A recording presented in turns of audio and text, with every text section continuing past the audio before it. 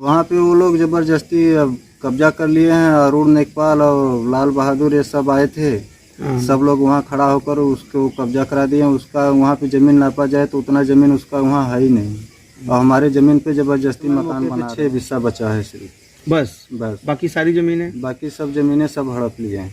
नहीं, हमारा अंत्योदय था वो भी बंद करा दिया गया है। आज जो हो गया ये 5 साल पहले से। वहाँ पे जाने पे हमें सर नेकपाल जो लोग हैं, धर्मेंद्र सिंह हैं और अरुण नेकपाल हैं, सोनू नेकपाल ये सब हैं, लाल बहादुर हैं, सब लोग पता नहीं क्या किए उसमें। हमारी फाइल ही निरस्त करा रहे हैं।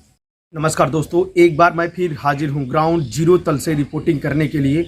दोस्तों, कभी कभी ऐसा हो जाता है कि आदमी जब थक जाता है सरकारी दफ्तरों का चक्कर लगाते लगाते तो मजबूर होकर कभी कभी वो चौथे स्तंभ का सहारा ले लेता है। जी हाँ, एक ऐसी ही कहानी हमारे भदोही जिले के तहसील औराई के अंतर्गत, वहाँ कोतवाली औराई के अंतर्गत ग्राम सभा द्वारिकापुर का मामला है।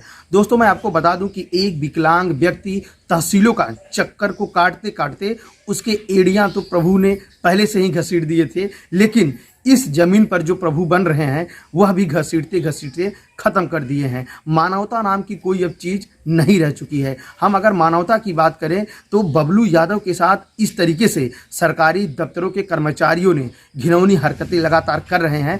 इससे शर्मनी दिन हमारे उत्तर प्रदेश की सरकार के लिए व राजस्व विभाग के अधिकारियों के लिए नहीं हो सकती। हमारे पीछे जो तस्वीरें आप इस वक्त घरों की देख रहे हैं, ये घरों के मकाने की आवाज़ ये चीख चीख के ये कह रही हैं कि राजस्व विभाग के अधिकारियों की लापरवाही बबलू यादव के व उनके परिवार वालों को एकदम रुला दे रही है। मामला कुछ इस तरीके से सरकारी विभाग के अधिकारी व कर्मचारी कर रहे हैं कि हम जितनी उनकी बातें बताएं उतना ही कम पड़ेगा। तो चलिए शुरू करते हैं। हम बबलू यादव से बातचीत करते हैं और जानते हैं कि बबलू यादव ने अगर हमें घर पे बुलाया है तो किस लिए बुलाया है और कौन सी समस्या वो हमारे सामने रखना चाह रहे हैं। क्या ऐसी उनके सामने मुसीबत आई है जो चौथे स्तंभ का सहारा उन्होंने लिया है। तो चलिए बातचीत अब शुरू करते हैं।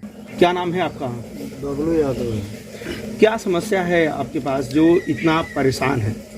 सर, हमारे यहाँ 2019 से लेकर के अब तक हम पक्की पैमाइश के लिए दौड़ रहे हैं। बार बार अपील दिए हैं लेकिन कोई सुनवाई नहीं हो रही है। वहाँ जाने पे हमें सब लोग सिर्फ बहका फुसला भरमा कर वहाँ से वापस भेज देते हैं। क्या कहते हैं वो? कहते हैं कि आज हो जाएगा, कल हो जाएगा। 3 साल से हमें दौड़ा रहे हैं और हम जा रहे हैं। बार बार कुछ भी कहते हैं, जाओ उनके पास जाओ, उनके पास जाओ। हम किसके पास जाएं? जो 2019 से आपका विवाद चल रहा है वो आपकी ज़मीन पे क्या समस्या है? हमारे ज़मीन पे ज़बरदस्ती वो लोग कब्जा कर लिए हैं। अच्छा, वो ज़मीन कहाँ है आपका जो विवाद चल रहा है? वो 560 है सर, गांव के हमारे उत्तर तरफ है। कौन सा जगह है, नाम बताइए।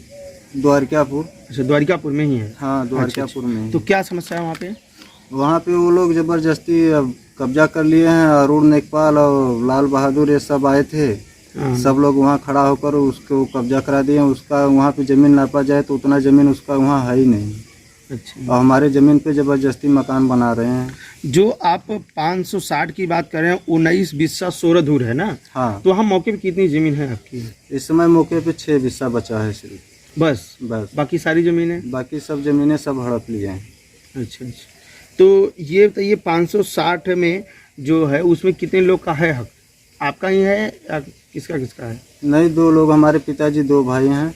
अच्छा अच्छा, उनका भी है? उनका भी है और हमारा भी है। हमारे हिस्से की ज़मीन एक भी नहीं बचा है। अच्छा, ये जो पैर से आप विकलांग हैं पहले से ही थे? हाँ, सब पहले से ही। अच्छा, शादी उदी की है नहीं? नहीं, शादी नहीं। अच्छा, सरकार का योजना जो है आपके पास क्या पहुंची है, कुछ बताएंगे? सरकार की योजना जो आती है हमें तो मिलता है। क्या मिला है बताइए हमको। जैसे कि आवास हुआ या राशन भी हुआ, अभी हाल ही में भी मिला। अच्छा, ये बताइए जो राशन है वो अंत्योदय कार्ड है, ललका कार्ड बना है, कौन सा बना है? नहीं, हमारा अंत्योदय था वो भी बंद करा दिया गया है। अंत्योदय कब बंद कराया गया? आज हो गया ये 5 साल पहले से बंद है। क्यों, कुछ बताइए। पता नहीं कि इसलिए क्या हुआ। जब हमने गए गल्ला आने तो बोले कि तुम्हारा कट गया है, तुम्हारे नाम से गल्ला नहीं इशू है। अच्छा, पहले 35 किलो मिलता था? पहले 35 किलो मिलता था। अब नहीं मिलता? अब नहीं मिलता। अच्छा, तो आपकी ये जो और आप कितने भाई हैं? हम 3 भाई हैं। कौन कौन है बताइए? हमारे रामचंद्र हैं, हम बबलू हैं और लक्ष्मण हमारे छोटा भाई। अच्छा, और ज़मीनें की समस्या कोई आप जो है कि वरासत के लिए भी दिए हैं, क्या है वो बताइए, उसकी भी बात बताइए। वरासत के लिए भी दिए हैं, आज तक भी अभी तक वरासत भी हमारा नहीं लगाया जा रहा है। वरासत के लिए क्या बोल रहे हैं? बोल रहे हैं कि अभी नहीं होगा, बाद में होगा। और हम बार बार जाते हैं, कुछ भी कहते हैं, लेकिन वो कोई सुनते नहीं।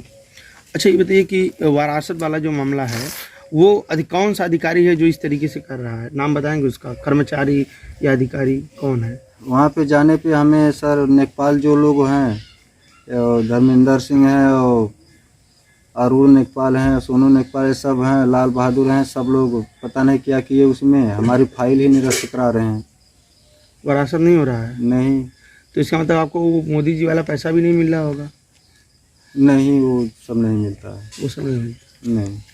अच्छा, ये बताइए कि ये जो 560 वाली जो ज़मीन आपका द्वारिकापुर में है, उसकी पक्की पैमाइश का आर्डर भी हुआ है? हम देख रहे हैं आपके पास ये जो कागज़ है। हाँ, पक्की पैमाइश के लिए ऑर्डर कराए थे सर, लेकिन अभी तक कोई हमारा सुन ही नहीं रहा है। बार बार तहसील दिवस पे हमने अपील दी है, लेकिन वहाँ से कहते हैं जाओ तुम्हारा हो जाएगा, कल जाएंगे अधिकारी, ऐसे जाएंगे, लेकिन कोई आता नहीं। कोई नहीं आता? कोई नहीं यहाँ आता है हमारे सुनवाई के लिए। बताइए, आप इस मामले को विधायक जी के पास भी लेके गए थे? हाँ, विधायक के पास गया था। क्या बोले विधायक जी? विधायक जी ने बोला चलो भाई तुम्हारा हम करवा देंगे। उसके बाद लिख कर दिए, हम यही लिख के दिए हैं जो दिखा रहे हैं कैमरे जो में? दिखा रहे हैं यही लिख कर दिए हैं। हाँ।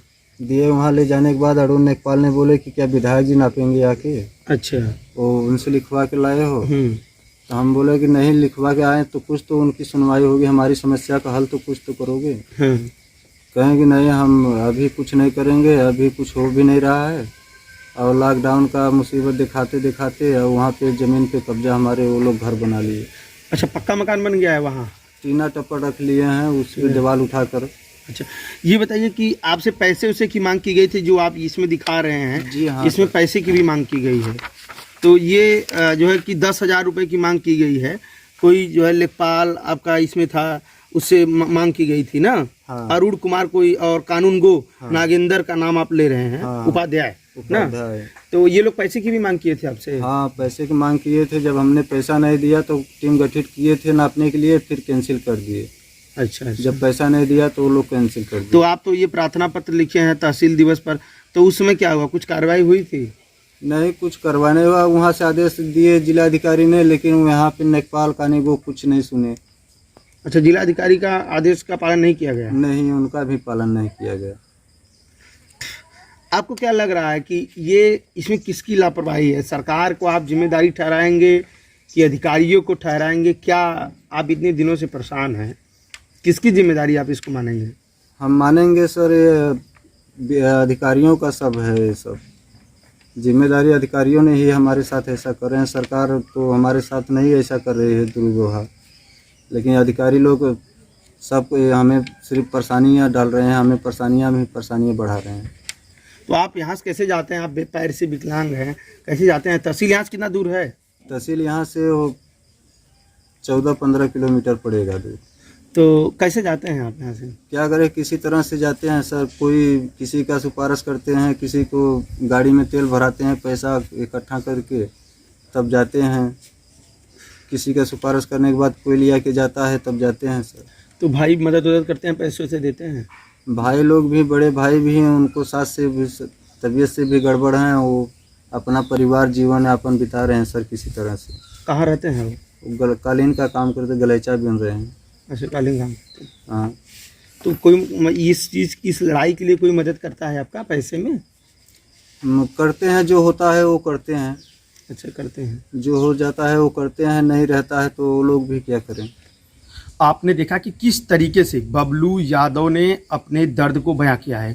बबलू यादव का कहना है कि जिस प्रकार से अधिकारियों की लापरवाही और उनके द्वारा लगातार जो है कि उनको लगातार कार्यालयों का चक्कर कटवाया जा रहा है, लगातार तहसीलों का चक्कर कटवाया जा रहा है, जिस तरीके से इनके ज़मीन पर लोगों के द्वारा अतिक्रमण किया गया है, जिन लोगों के भी द्वारा अतिक्रमण किया गया है, वह कहीं न कहीं ये साफ साफ पता चल रहा है कि भूमधरी ज़मीनों पर अगर अतिक्रमण किया जा रहा है तो कहीं ना कहीं उसमें लेखपालों और उसमें राजस्व विभाग के कर्मचारियों की मिली भगत से ये सारी खेल खेली जा रही है।